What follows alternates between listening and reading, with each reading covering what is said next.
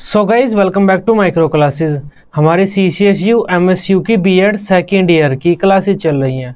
आज का हमारा सब्जेक्ट है पर्यावरण शिक्षा। आज का हमारा टॉपिक है पर्यावरणीय प्रकोप। आज से हम अपनी 4th यूनिट स्टार्ट कर रहे हैं। तो जो हमारा सब्जेक्ट है एनवायरनमेंट एजुकेशन, इसकी 4th यूनिट स्टार्ट कर रहे हैं हम। इस यूनिट में हम ये सारी चीज़ें पढ़ेंगे जो हमारे पर्यावरण को नुकसान पहुँचाती है, जैसे आपदाएँ हो गई हमारी या प्रदूषण वगैरह हो गया। तो ये चीज़ें हम इस यूनिट में पढ़ेंगे।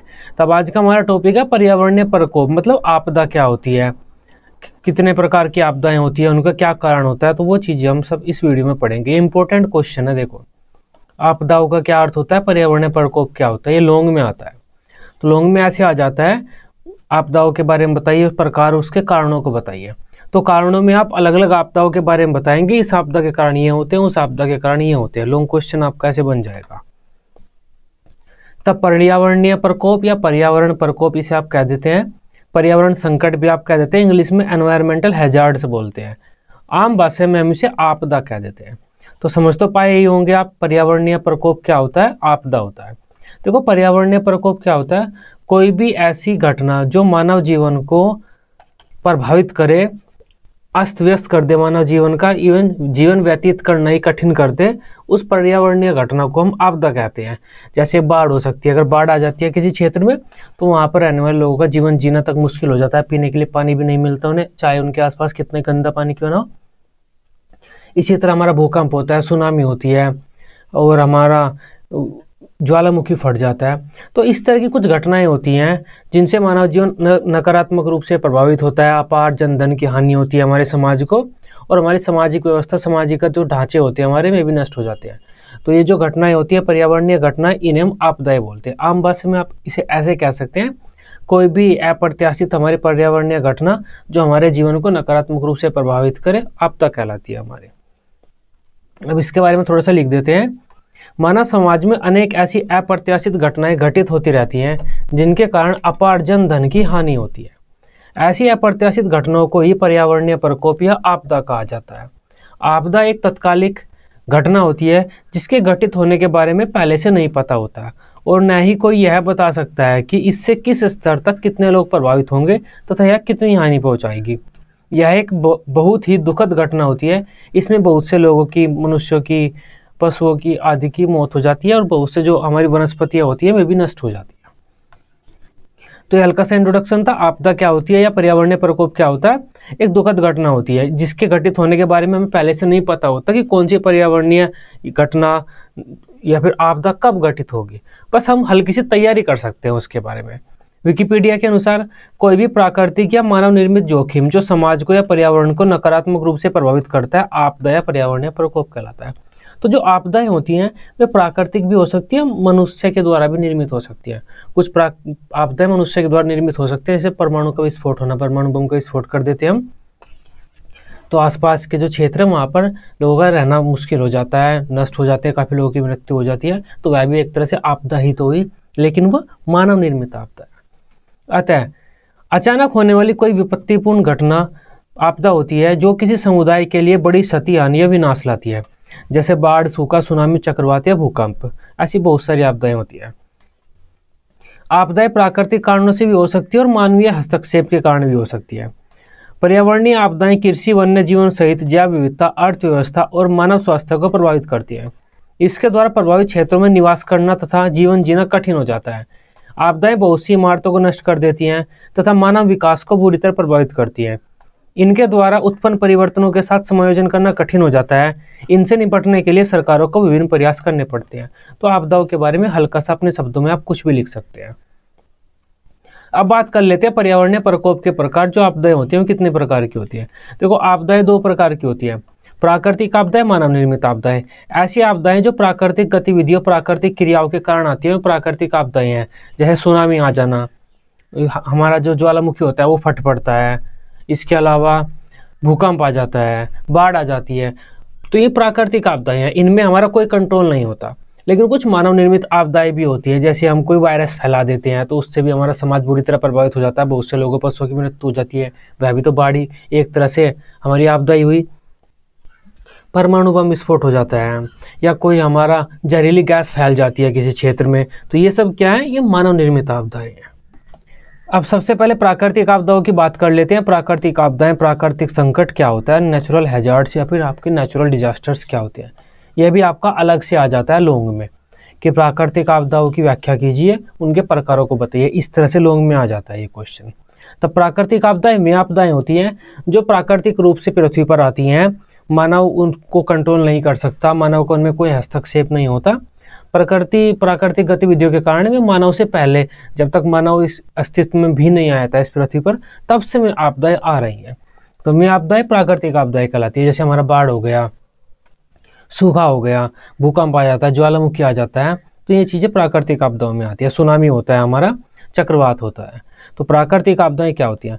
प्रकृति द्वारा सर्जित में विपत्ति है जो मानव जीवन को बुरी तरह से प्रभावित करती हैं, प्राकृतिक आपदाएं कहलाती हैं। इन आपदाओं पर मानव का कोई नियंत्रण नहीं होता और न ही इनके घटित होने का समय हमें पहले से पता होता है। इनके विषय में हम सिर्फ अंदाजा लगा सकते हैं और बचाव संबंधी कुछ तैयारियां कर सकते हैं। इन आपदाओं में बाढ़, सूखा, सुनामी, चक्रवात, भूकंप, ज्वालामुखी आदि प्रमुख हैं। अतः ऐसी कोई भी प्राकृतिक घटना जिससे मनुष्य के जीवन या सामग्री को हानि पहुंचे, प्राकृतिक आपदा कहलाती है। सदियों से प्राकृतिक आपदाएं मनुष्य के अस्तित्व के लिए चुनौती बनी हुई है। पृथ्वी ने अपने 4.54 अरब वर्ष के इतिहास में कई प्राकृतिक आपदाएं देखी हैं। कुछ प्राकृतिक आपदाएं इतने भयानक स्तर पर होती हैं कि बड़े पैमाने पर विलुप्ति हो जाती है। मतलब हमारे जो पेड़ पौधे और जीव जंतु इस पृथ्वी पर पनप रहे हैं वे नष्ट हो जाते हैं, पूरी तरह से उनकी जो प्रजाति है विलुप्त हो जाती है। इस तरह की भी आपदाएं पृथ्वी ने हमारी देखी है। तो प्राकृतिक आपदाओं के बारे में हल्का सा हम लिख सकते हैं। वर्तमान समय में हमने बहुत सी वैज्ञानिक उपलब्धियां हासिल कर ली है, फिर भी मानव आज भी प्रकृति के हाथों का खिलौना बना हुआ है। कभी बाढ़, कभी सूखा, कभी भूकंप, तो कभी दानवी तूफान आते रहते हैं। इससे परेशान होकर मानव बेबसी के आंसू बहाने पर मजबूर हो जाता है। हालांकि वैज्ञानिक उन्नति के कारण हम प्राकृतिक आपदाओं से होने वाली क्षति को तो कम करने में बहुत हद तक समर्थ हो पाते हैं तथा मृत्यु दर को भी काफ़ी कम करने में सक्षम हो पाते हैं, लेकिन अभी बहुत कुछ करने की आवश्यकता है। प्राकृतिक आपदाओं का दुनिया भर में प्राचीन व लंबा इतिहास रहा है। ऐसा माना जाता है कि बहुत सी प्राचीन सभ्यताएं जैसे सिंधु घाटी की सभ्यता आदि के पतन का कारण प्राकृतिक आपदाएं ही हैं। घटनाएं मतलब प्राकृतिक आपदाएं ही हैं। इस प्रकार कहा जा सकता है कि प्राकृतिक घटनाओं का, जो प्राकृतिक आपदाओं या प्राकृतिक घटनाओं का इन घटित होने का अस्तित्व मानव से भी काफी पुराना है। तो कुछ प्रमुख प्राकृतिक आपदाएं निम्नलिखित वर्णित है। अब एक एक करके इन प्राकृतिक आपदाओं को हम एक्सप्लेन कर सकते हैं। बाढ़, किसी सतह पर जहां पर सामान्य रूप से पानी नहीं रहता, पानी भरा रहना बाढ़ कहलाता है। सामान्य भाषा में हम ये कह देते हैं कि जब नदियों का पानी अपने निर्धारित मार्ग से हटकर सतह, सामान्य समतल प्लान एरिया में भर जाता है, नगरों वगैरह में भर जाता है, उस स्थिति को बाढ़ कहते हैं। तो नगरों वगैरह का जलमग्न होना बाढ़ कहलाता है। ये क्यों होता है?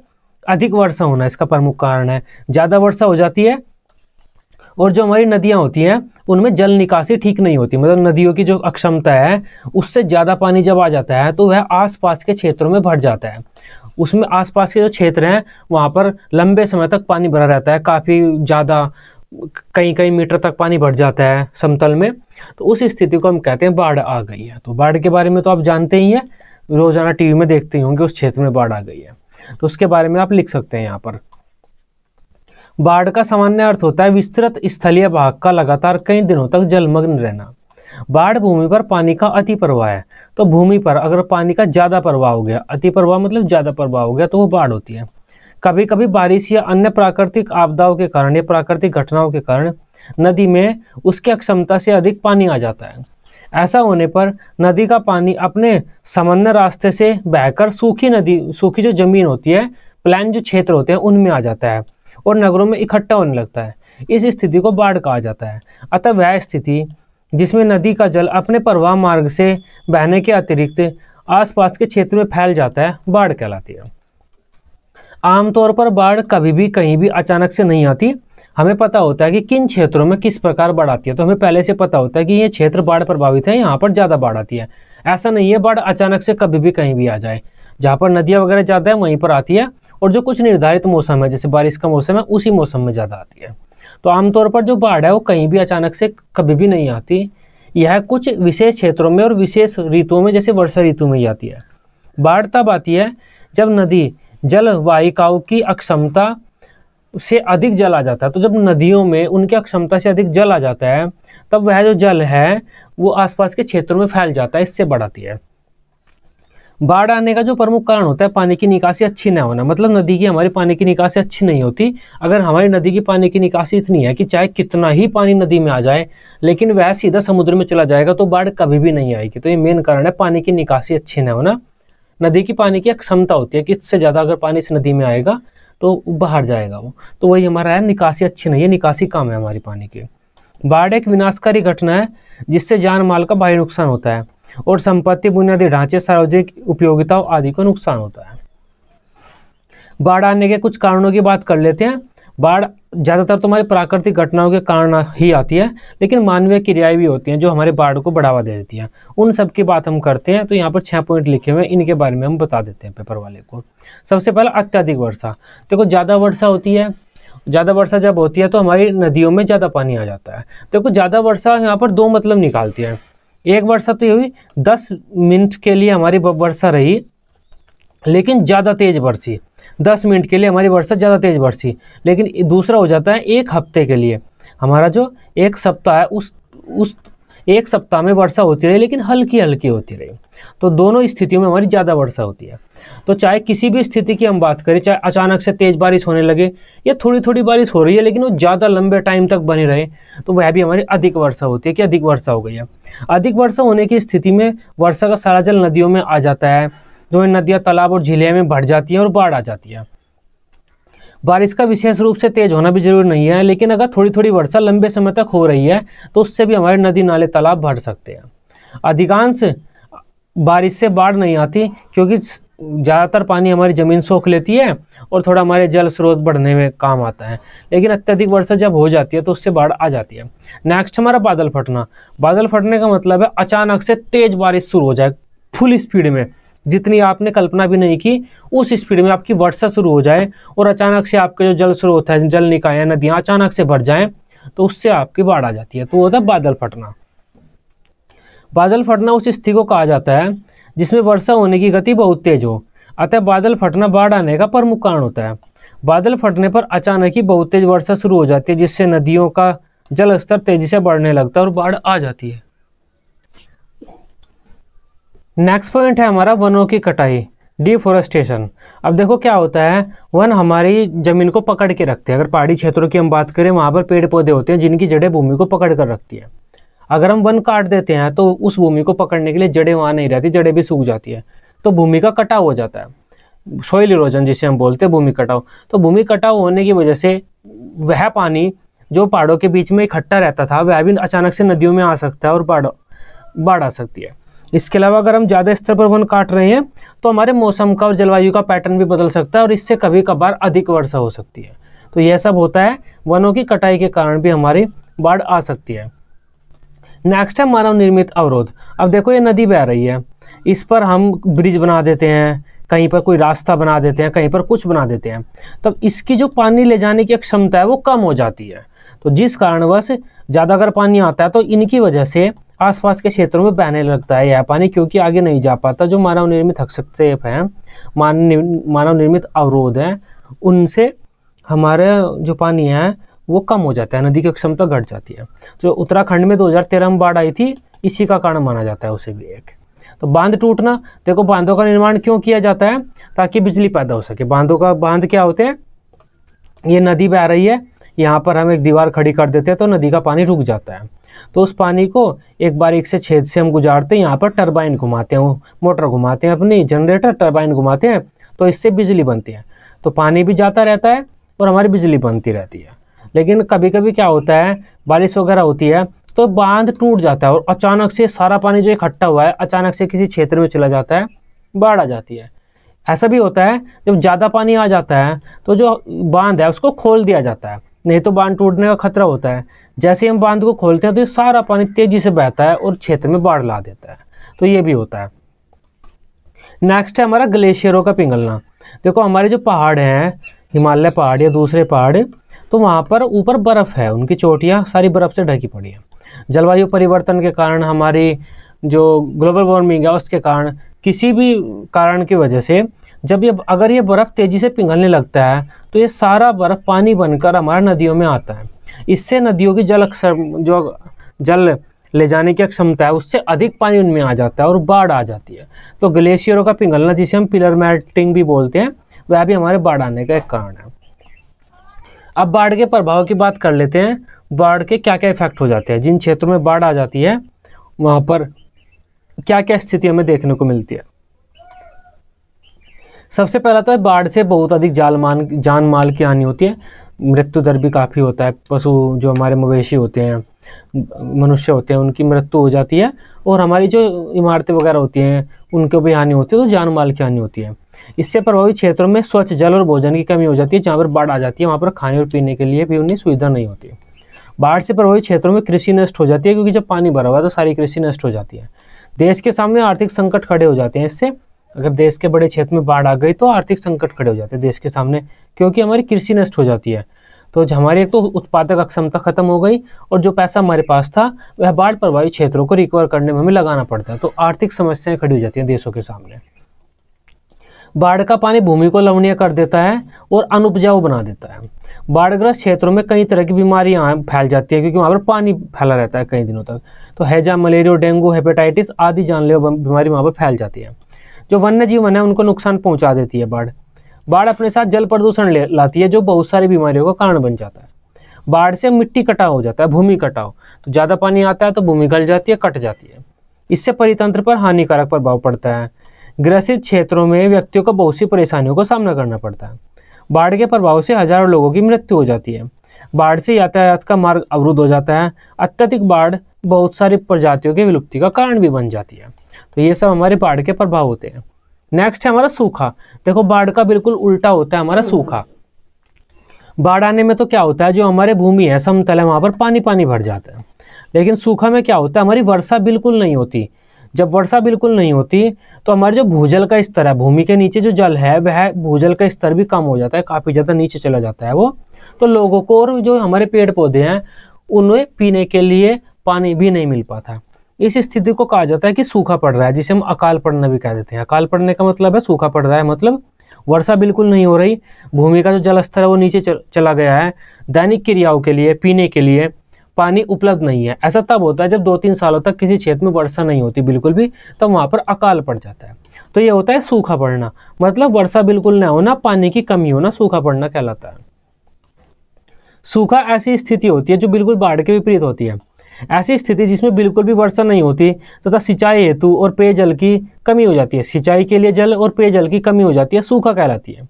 वर्षा की कमी के कारण सूखा पड़ता है, जिससे पानी की गंभीर कमी हो जाती है। यह जानलेवा हो सकता है। सूखा पड़ने की स्थिति में कृषि करना संभव हो जाता है। सूखा पलायन का कारण भी बनता है। देखो, प्राचीन टाइम में आप सुनते होंगे उस क्षेत्र में अकाल पड़ा है और वहाँ के लोग पलायन कर गए हैं। तो यही होता है, जिस क्षेत्र में सूखा पड़ जाता है, ज़्यादातर वहाँ के लोग जो लोग कृषि पर आधारित हैं, आश्रित हैं, वे लोग वहाँ से पलायन कर जाते हैं, क्योंकि उनके लिए खाना मिलना या पानी मिलना उनके लिए मुश्किल हो जाता है, तो वहाँ से पलायन कर जाते हैं। तो सूखे से प्रभावित जो क्षेत्र होते हैं वहाँ के लोग पलायन कर जाते हैं। सूखे को कृषि पर पड़ने वाले प्रभाव के संदर्भ में भी परिभाषित किया जाता है। जब मिट्टी में नमी की कमी के कारण फसलें खराब हो जाती हैं, जिससे भोजन की कमी हो जाती है और गंभीर मामलों में अकाल जैसी स्थिति उत्पन्न हो जाती है, उसे हम सूखा कहते हैं। नेक्स्ट बात कर लेते हैं सूखे पड़ने के क्या क्या कारण होते हैं। कई वर्षों तक वर्षा का बहुत ही कम होना या ना होना, जलवायु में परिवर्तन आ जाना या हमारे मौसम के पैटर्न में बदलाव आ जाना, जल संसाधन का अधिक प्रयोग करना, भूजल का नीचे पहुंच जाना, जो हमारा भूमि का जल है उसका स्तर अचानक से घट जाना, कई कारण से हो सकता है, अगर हम पानी खींच ले या कुछ भी हो जाए।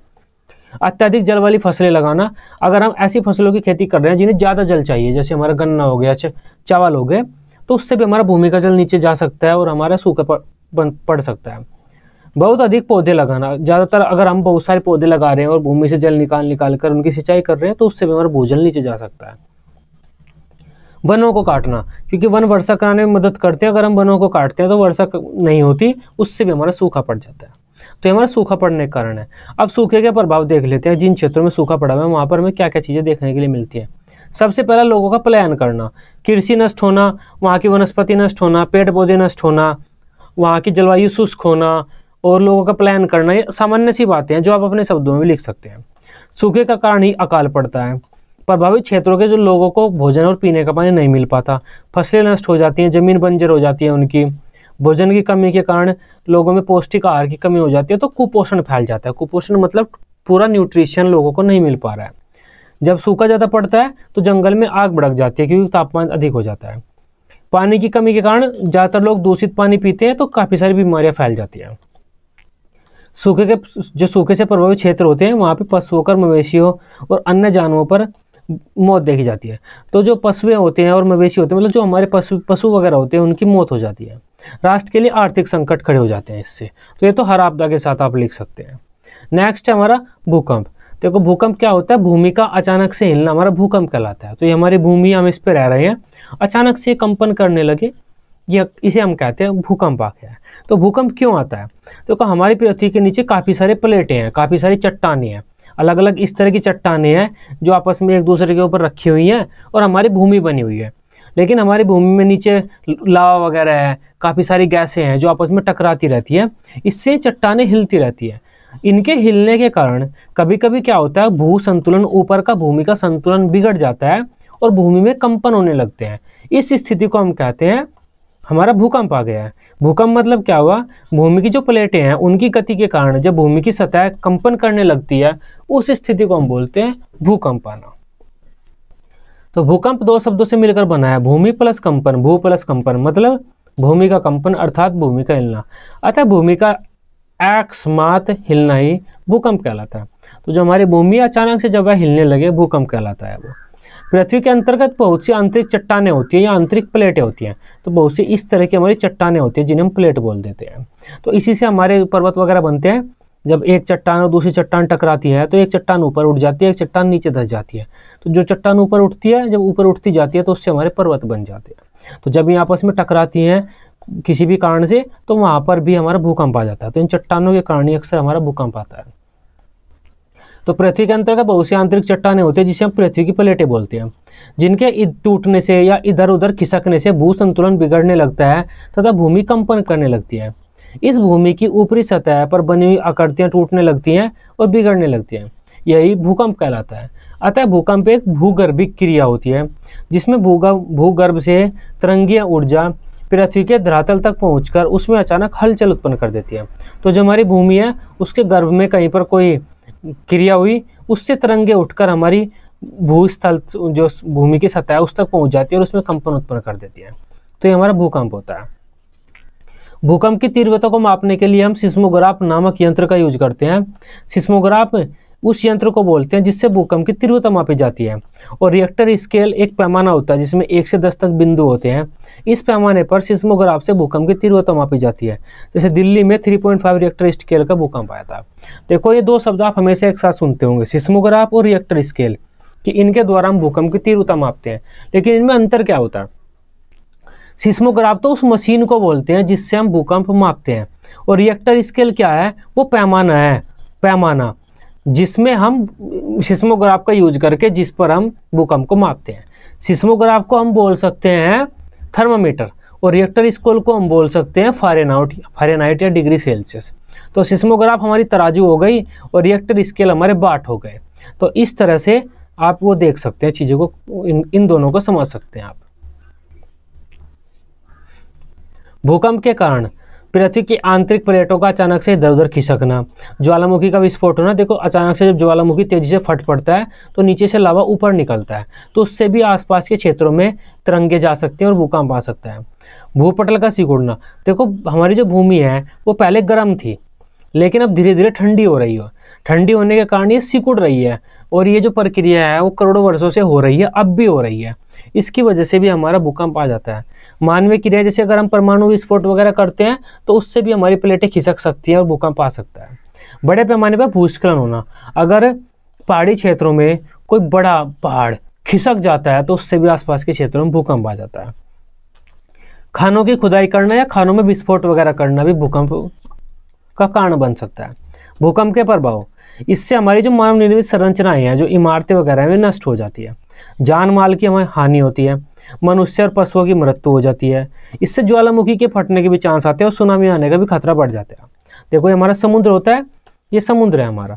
लेकिन जब भूकंप आता है समुद्र के नीचे तो ऊपर की प्लेटें खिसकने लगती हैं, वो हमारी खिसकने लगती है और कंपन पैदा हो जाता है, जिससे जो समुद्र का पानी है वो इकट्ठा होकर बड़ी लहर के रूप में एक तरफ बढ़ने लगता है।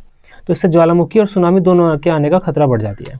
भूस्खलन को बढ़ाता है, भूकंप आने से हमारी भूमि का कटाव भी हो जाता है, जैसे हमने पिछले उसमें देखा था। तो ये हमारा भूमि का कटाव हो गया है, भूस्खलन हो गया है। बांधों को क्षति पहुंचा सकता है, तो बांध भी हमारी एक मानव निर्मित इमारत ही है, मानव निर्मित ही हमारी एक चीज़ है। तो अगर भूकंप आता है तो बांधों के में क्रैक आ जाता है, उनके टूटने का भी खतरा बढ़ जाता है। नेक्स्ट बात कर लेते हैं ज्वालामुखी, वोल्केनो। अब वोल्केनो के बारे में, ज्वालामुखी के बारे में भी आप जानते ही होंगे। देखो पृथ्वी के नीचे सब तापमान अधिक है, और तापमान अधिक होने के कारण जो पृथ्वी की उस जगह पर चट्टानें हैं वे लिक्विड अवस्था में, सॉलिड नहीं है, वे तरल अवस्था में। जो चट्टानें हैं, जो भी धातु वगैरह हैं, वे तरल अवस्था में है। लेकिन जब गैसों के आपस में टकराने से या प्लेटों के खिसकने से या किसी भी अन्य कारण से कभी कभी ये जो तरल पदार्थ है जिसे हम लावा कहते हैं, ये पहाड़ी क्षेत्रों से जब कोई जगह मिलती है इसे, तो वहाँ से जब ये बाहर आने लगता है, उस स्थिति को हम बोलते हैं ज्वालामुखी का फटना, इरप्शन ऑफ वोल्केनो। तो ये हमारा वोल्केनो कहलाता है। तो वोल्केनो क्या होता है, जब किसी पहाड़ में से अचानक से लावा गैसें बाहर निकलने लगे पृथ्वी से, वो हमारा ज्वालामुखी कहलाता है। ये क्यों निकलती हैं? क्योंकि हमारा जो नीचे पृथ्वी में तरल, हमारा जो धातु वगैरह हैं, चट्टानें हैं, तापमान अधिक होने के कारण में तरल अवस्था में है, और तरल अवस्था में होने के कारण में हमेशा ऊपर की ओर आने का प्रयास करती है, क्योंकि उसमें गैसें वगैरह भी काफ़ी होती हैं। तो कभी कभी जहाँ पर ऐसे ज़मीन कमज़ोर मिलती है, पहाड़ी क्षेत्रों में रास्ता मिल जाता है, तो ये पर्वत से होते हुए ऐसे बाहर आने लगती हैं, तो ये हमारा ज्वालामुखी बन जाता है। और इस प्रकार के पर्वत को हम ज्वालामुखी पर्वत कहते हैं। ज्वालामुखी पृथ्वी की सतह पर उपस्थित ऐसी दरार या मुख होता है जिससे पृथ्वी के भीतर का जो लावा होता है, गर्म गैस आदि बाहर आते हैं। जब अचानक से किसी ज्वालामुखी से लावा या गैसें बाहर निकलने शुरू हो जाती है, इसे ज्वालामुखी विस्फोट कहा जाता है। ज्वालामुखी विस्फोट पृथ्वी की आंतरिक सतह के गर्म होने के कारण होता है। पृथ्वी के अंदर इतनी गर्मी है कि कुछ चट्टानें पिघलकर मैग्मा या लावा बना लेती है। चूंकि मैग्मा आसपास की ठोस चट्टानों से हल्का होता है, इसलिए यह ऊपर उठने का प्रयास करता है। कुछ मैग्मा पृथ्वी की दरारों और छिद्रों के माध्यम से पृथ्वी की सतह की ओर आगे बढ़ता है। यह मैग्मा विभिन्न गैसों के साथ जब किसी छिद्र से विस्फोट के रूप में बाहर निकलता है, तो इसे हम ज्वालामुखी विस्फोट कहते हैं। तो ज्वालामुखी हमारे 3 प्रकार के होते हैं: सक्रिय ज्वालामुखी, सुप्त ज्वालामुखी और मृत ज्वालामुखी। सक्रिय ज्वालामुखी तो वो होता है जिसमें से अभी भी निकल रहा है लावा या गैसें। सुप्त ज्वालामुखी वो होता है जिसमें से अभी नहीं निकल रहे, लेकिन पता नहीं कब निकलने लगे, कभी भी उसमें से लावा या गैसें बाहर निकलने शुरू हो सकती हैं।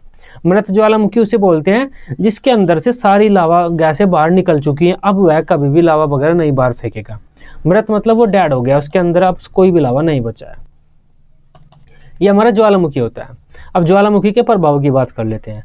ज्वालामुखी आने से भूकंप आने का खतरा बन जाता है, क्योंकि अचानक से जो पृथ्वी के अंदर लावा है वो अचानक से बाहर निकल जाता है, तो पृथ्वी की जो प्लेटें हैं वे खाली जगह को भरने के लिए खिसकने के उनके चांस ज़्यादा बढ़ते हैं। इसके अलावा जो ज्वालामुखी फटता है तो उस विस्फोट से भी आसपास में भूकंप आ जाता है। ज्वालामुखी अपने साथ बहुत सी गैसें लाता है जो आसपास के वातावरण में फैल जाती हैं और जीवों को सांस लेने में कठिनाई होती है। तो जिन क्षेत्रों में ज्वालामुखी आता है वहाँ से लोग पलायन कर जाते हैं, दूसरे क्षेत्रों में चले जाते हैं, क्योंकि वहाँ पर अंधेरा अंधेरा हो जाता है, धुआं धुआं फैल जाता है, ज्वालामुखी की राख फैल जाती है पर्यावरण में। ज्वालामुखी का लावा बहुत ही गर्म होता है, जिससे आसपास के क्षेत्रों को हानि पहुँचती है। जो कृषि वगैरह आसपास के क्षेत्रों में होती है वो नष्ट हो जाती है। ज्वालामुखी का लावा भूगर्भ के बारे में बहुत से राज खोलता है। अब भूमि के नीचे क्या क्या है हम वैसे तो नहीं जान सकते, लेकिन जब ज्वालामुखी का लावा बाहर निकलता है तो हम उस लावा का अध्ययन कर पता लगा सकते हैं कि हमारी भूमि के नीचे क्या क्या चीज़ें हैं, कैसी स्थिति है, जो कि भूगर्भ के अध्ययन में काफ़ी मदद करता है। ज्वालामुखी से निकलने वाली राख मिट्टी के लिए उर्वरक का काम करती है। ज्वालामुखी का लावा अपने साथ कीमती खनिजों को लाता है। ज्वालामुखी लोगों के पलायन का कारण बन जाता है। इससे फसलों को हानि होती है, इससे हमारा जल प्रदूषित हो जाता है, वायु प्रदूषण हो जाता है। ज्वालामुखी से निकलने वाली जो गैसें हैं वे कई बीमारियों का कारण भी बन जाती है। तो हमारे ज्वालामुखी के प्रभाव होते हैं। नेक्स्ट है हमारा चक्रवात, साइक्लोन। अब इसकी बात कर लेते हैं हम चक्रवात की। तो देखो चक्रवात क्या होता है, जब हवा अचानक से घूमने लगती है, एक स्थान पर ऐसे अचानक से हवा घूमने लगती है तेजी से, उसे हम बोल देते हैं साइक्लोन, चक्रवात आ गया है। तो इसमें क्या होता है, हवा तेजी से घूमती है, इसमें अंदर का तो वायुदाब कम होता है और बाहर का वायुदाब ज़्यादा होता है। तो साइंस के बच्चे जानते होंगे अधिक वायु दाब से कम वायु दाब की ओर चीज़ें खिंचती हैं। कोई भी चीज़ अधिक वायु दाब से कम वायु दाब की ओर जाना चाहती है, क्योंकि कम वायु दाब में प्रेशर कम होता है। इसमें क्या होता है, हमारा जहाँ पर वायु इस तरह घूमती है तो उसके आसपास जो भी चीज़ें होती हैं वे इसके साथ ऊपर उठ जाती हैं और तेज़ी से घूमने लगती है, जिससे वे नष्ट हो जाती हैं। तो ये हमारा चक्रवात होता है। साइक्लोन शब्द ग्रीक शब्द साइक्लस से आया है, जिसका अर्थ होता है सांप की कुंडली। प्राकृतिक आपदाओं में चक्रवात भी एक विनाशकारी प्राकृतिक आपदा है जो क्षण भर में बहुत कुछ नष्ट कर देती है। चक्रवात एक तेज तूफान होता है जिसमें घड़ी की दिशा में तेजी से हवा स्पाइरल रूप में घूमती है। तो जो घड़ी इस तरह चलती है ना, तो इस तरह से इसमें तेजी से हवा घूमती रहती है, बहुत तेजी से। इसमें बाहर की ओर तो उच्च वायु दाब होता है, अंदर की ओर निम्न वायु दाब होता है। हवा के घूमने का वेग अधिक होने के कारण, अंदर की ओर कम वायु दाब होने के कारण यह अपने मार्ग में आने वाली हर वस्तु को ऊपर उठा देता है और तेजी से उसे घुमाता है, जिससे वह पल भर में नष्ट हो जाती है। प्रति चक्रवात भी आते हैं। प्रति चक्रवात का मतलब होता है उल्टे, वे घड़ी के विपरीत दिशा में घूमते हैं, तो ये प्रति चक्रवात भी होता है। नेक्स्ट बात कर लेते हैं हम भूस्खलन, भूमि का खिसकना। देखो, जब हमारी भूमि ऐसे खिसक जाती है, पहाड़ी क्षेत्रों में ज़्यादा होता है, क्योंकि पहाड़ी क्षेत्रों में भूमि ऐसे होती है ना, तो ये ज़मीन यहाँ से टूटकर नीचे खिसक जाती है। तो ये भूस्खलन के बारे में एक यहाँ पर इमेज लगी हुई है, आप देख सकते हैं। इसमें यह भूस्खलन हो रहा है, ज़मीन टूटकर नीचे की ओर जा रही है। इसे हम बोलते हैं भूस्खलन, भूमि कटाव। मतलब भूमि जो जमी हुई थी वो टूटकर अब नीचे की ओर जा रही है। भूस्खलन भी एक गंभीर प्राकृतिक आपदा है, इसके भयानक परिणाम होते हैं। पहाड़ी और पर्वतीय क्षेत्रों में आबादी के बढ़ने के साथ निर्माण कार्य निरंतर बढ़ता जा रहा है, जिसके कारण भूस्खलन भी बढ़ता जा रहा है। देखो क्या है, भूस्खलन के बारे में आप न्यूज़ में सुनते होंगे, जब भी कहीं पर भूस्खलन होता है तो वहाँ पर आने जाने का रास्ता बंद हो जाता है। ये पहाड़ है, इस पहाड़ को काटकर हमने अपना रास्ता बनाया हुआ है, तो ऊपर से मिट्टी कटकर आती है तो यहाँ पर जमा हो जाती है, जिससे ये रास्ता बंद हो जाता है। आप सुनते होंगे सॉइल इरोजन की वजह से या भूस्खलन की वजह से केदारनाथ का रास्ता बंद हो गया है, या वहाँ का शिमला का रास्ता बंद हो गया है, तो यही भूस्खलन घटना होती है। भूस्खलन एक भूवैज्ञानिक घटना है जिसमें पृथ्वी के गुरुत्वाकर्षण के कारण या अधिक वर्षा होने के कारण मिट्टी या चट्टान मलबे का बड़ा हिस्सा ढलान से नीचे की ओर खिसक जाता है। इसमें वृहद स्तर पर पत्थरों का खिसकना, मिट्टी और हिमनदों का बहाव, पहाड़ियों का टूटना आदि शामिल है। भूस्खलन पहाड़ी क्षेत्रों में अधिक होता है। यह प्राकृतिक और कृत्रिम दोनों कारणों से हो सकता है। मुंडेन ने एक परिभाषा दी है, चट्टान मलबा या भूमि के किसी बड़े हिस्से का ढलान से नीचे की ओर खिसकना या ढहना भूस्खलन कहलाता है। यह प्राकृतिक मानव निर्मित दोनों कारणों से हो सकता है और पहाड़ी क्षेत्रों में अधिक होता है। नेक्स्ट है हमारा भूस्खलन के कारण। तो भूकंप, भारी वर्षा, पेड़ काटना, सड़क निर्माण, पुल निर्माण, बांध का निर्माण, परमाणु परीक्षण और जलवायु ज्वालामुखी विस्फोट, तो ये सारे कारण हो सकते हैं हमारे भूस्खलन होने के। नेक्स्ट बात कर लेते हैं हम, जो कि हमारा मानव निर्मित आपदाएं हैं। प्राकृतिक आपदाओं के बारे में तो हमने पढ़ लिया है, मानव निर्मित आपदाओं के बारे में आपसे शॉर्ट या वेरी शॉर्ट में पूछा जाता है। तो मानव निर्मित आपदाओं के बारे में हम एक पेज में बता देंगे, या फिर आप इसे ही थोड़ा एक्सप्लेन करके लिख सकते हैं अपने शब्दों में, तो आपके 2 पेज भी भर जाएंगे। मानव निर्मित आपदाएं, देखो आपदाएं क्या होती हैं? आपदाएं ऐसी पर्यावरणीय घटनाएं होती हैं, अगर वे घटित हो जाएं तो जानमाल की हानि होती है, मनुष्य के लिए जीवन जीना कठिन हो जाता है, और अपने दैनिक कार्य करना, संसाधनों का प्रयोग करना, यह सब कठिन हो जाता है। तो जीवन मुश्किल में पड़ जाता है मनुष्य का। ऐसी कोई पर्यावरणीय घटना होती है, जैसे हमारा बाढ़ आ गई तो हमारा जीवन कठिनाई में पड़ जाता है, काफ़ी सारी मृत्यु होती है और जान माल की हानि होती है। तो लेकिन ये तो हमारी प्राकृतिक घटना हुई, लेकिन कुछ घटनाएं मनुष्य द्वारा जनित भी होती हैं। जैसे हम परमाणु का अगर विस्फोट कर दें तो आसपास के क्षेत्रों में बहुत से जान माल की हानि होगी, वहाँ पर रहना भी कठिन हो जाएगा, जो लोग उसके आसपास हैं उन्हें भी पलायन करना पड़ेगा।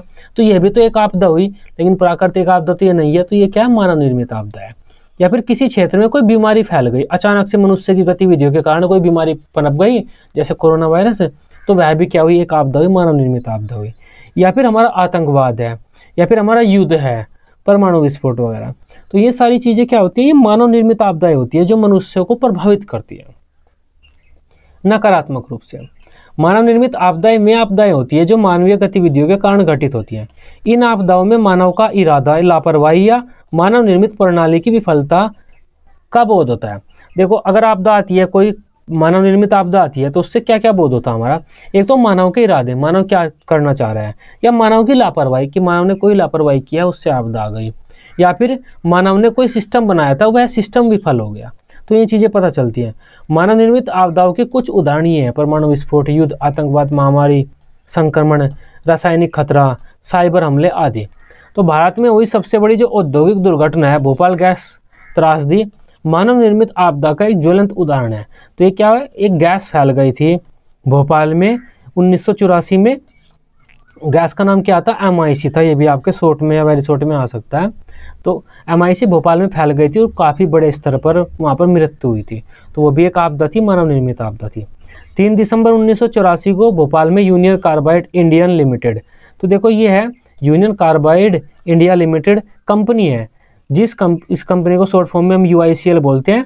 इस कंपनी से मिथाइल आइसोसाइनेट MIC गैस का रिसाव होने लगा था और इससे बड़े स्तर पर औद्योगिक तबाही हुई थी। आसपास के रहने वाले बहुत से लोग और जानवरों की मृत्यु हो गई थी, बहुत से बीमार पड़ गए थे।